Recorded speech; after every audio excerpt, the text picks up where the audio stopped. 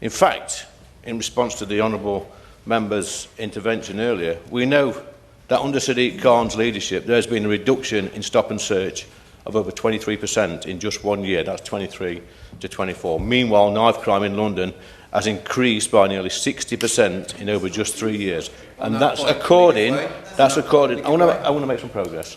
That's according to a policy exchange report. I'm going to make some progress because I know there's a lot of people who want to speak in this very important debate. I've always took through intervention. This isn't a coincidence, and it is a classic case, I believe, of a mayor who could not care less.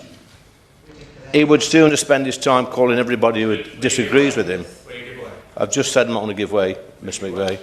He would sooner spend his time calling everybody who disagrees with him a racist, rather than stopping these endless knife attacks on the streets of London. I'll remind members that it's down to the Speaker to accept or not. Is it a point of order?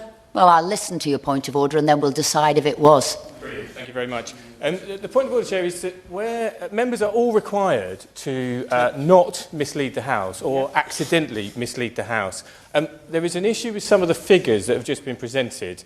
And I just wonder whether you could encourage the member to either give the dates for the figures he was using, which show that they'll be out of date, or use the correct data which show that knife crime has fallen in the capital, something we should welcome together. Yeah. It wasn't a point of order. Would you like to leave the Westminster Hall? When we're done, yeah.